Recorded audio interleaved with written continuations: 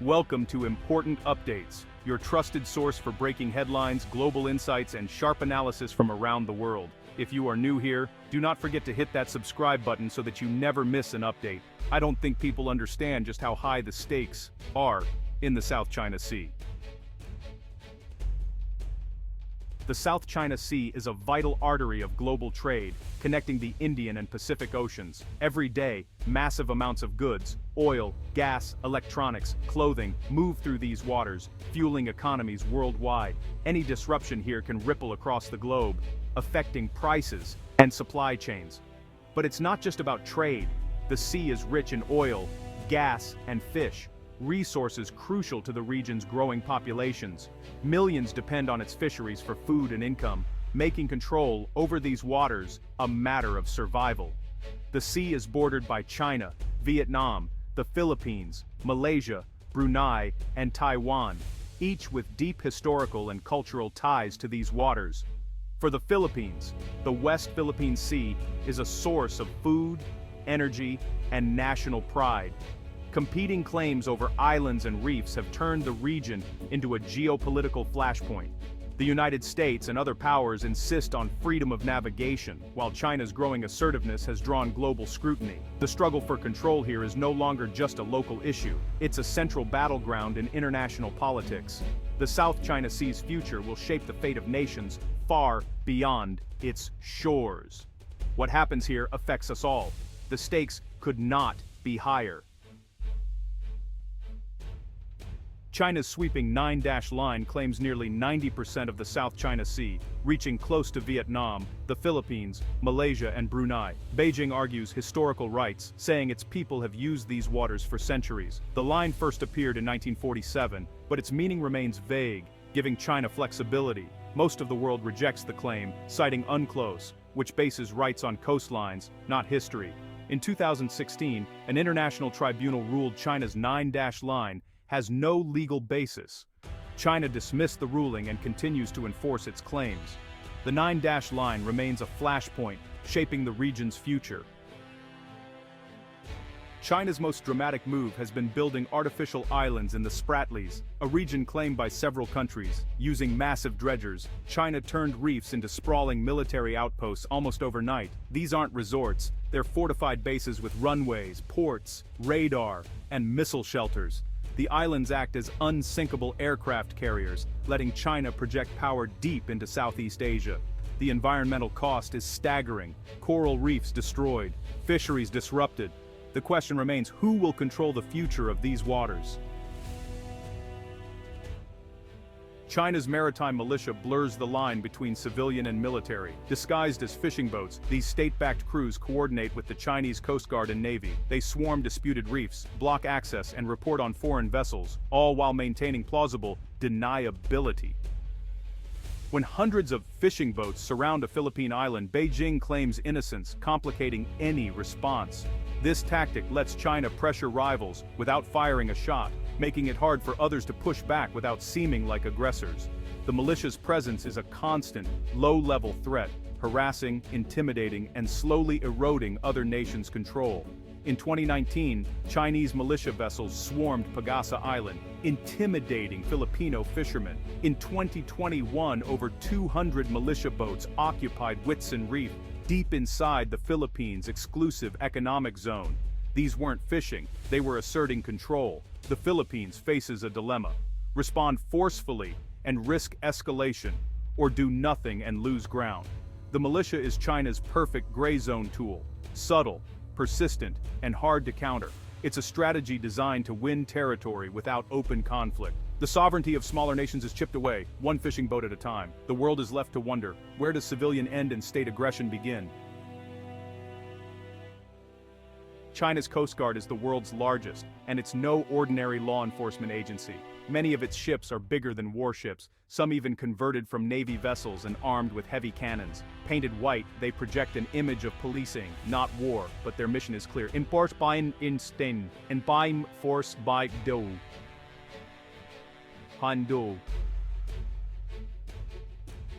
claims, the Coast Guard patrols the 9-dash line relentlessly, shadowing and harassing foreign vessels, including those of the Philippines. their tactics, ramming, water cannons, blockades, fall just short of open conflict, making it risky for others to operate in disputed waters. At Ayungin Shoal, the Philippines' outpost survives on a grounded ship, the BRP Sierra Madre. China's Coast Guard tries to starve it out, blocking resupply missions and escalating tensions with every encounter. By using white-hulled ships instead of navy gray, China keeps the conflict ambiguous: law enforcement, not war.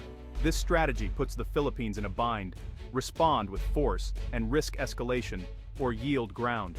China's Coast Guard is a tool of power, not peace. The message is clear: China will use every means short of war to assert control. The Philippines faces a relentless, calculated pressure.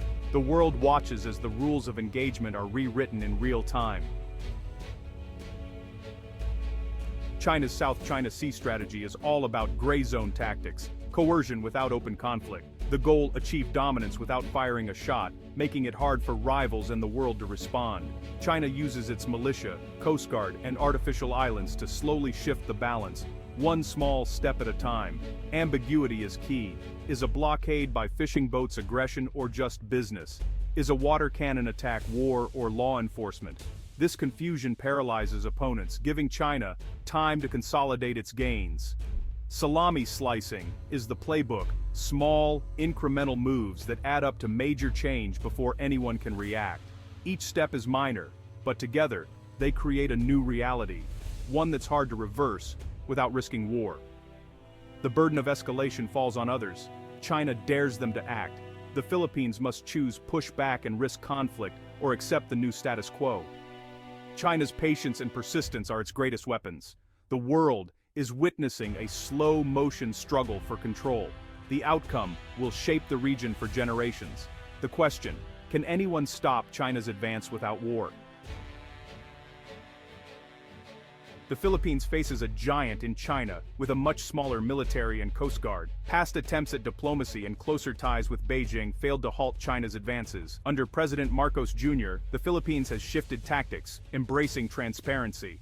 The Coast Guard now documents and publicizes Chinese actions, inviting journalists to witness confrontations firsthand. Name and shame is the new strategy, aiming to rally international support and expose China's playbook. The Philippines is also strengthening alliances, especially with the United States, clarifying that their mutual defense treaty covers attacks on Philippine vessels. Joint military exercises with the US, Australia, Japan, and France send a message of unity and deterrence. Yet, the challenge is immense. China's blockades and harassment continue, and alliances take time to solidify. The Philippines risks being caught between superpowers, but it's determined to defend its rights. This is a struggle for sovereignty, requiring courage and global backing. The outcome will define the nation's future. The world is watching this David and Goliath battle unfold. The South China Sea dispute isn't just about China and the Philippines. Vietnam, Malaysia, and Brunei are also claimants, closely watching China's tactics. Vietnam faces similar harassment. Chinese ships disrupt its fishing and energy exploration, forcing Hanoi to balance resistance with political ties to Beijing. Malaysia and Brunei have preferred quiet diplomacy, but even they now face constant Chinese Coast Guard patrols in their waters. China's playbook, militia swarms, Coast Guard intimidation, is used across the region. The Philippines' assertive response offers a model, but also carries risks of antagonizing a powerful neighbor. ASEAN, the regional bloc, struggles to unite. Some members are too economically tied to China to take a stand. This division leaves each country to face China alone, weakening their collective leverage. The South China Sea has become a test of regional unity and resilience. The outcome will shape the security and prosperity of Southeast Asia. The world's attention is fixed on how these nations respond. The stakes are regional, but the consequences are global. The South China Sea is a global crossroads. Its fate affects everyone. Freedom of navigation is at stake. Trillions in trade pass through these waters. If China controls the sea, it could disrupt commerce and pressure nations worldwide. The conflict is also a test of international law. The 2016 tribunal ruling rejected China's claims, but Beijing ignores it. If powerful countries can flout the law, the global order is at risk. The US, Japan, and others see China's actions as a direct challenge to the rules-based system. The South China Sea is now a front line in the US-China rivalry, with military buildups and alliances forming on both sides. A miscalculation here could spark a much larger conflict. What happens in these waters will help define the world order of the 21st century. Will law or force prevail? Will small nations have a voice, or will might make right? The Philippines' struggle is a test case for the world. The outcome will set the rules for all nations. The world is watching, and the stakes could not be higher.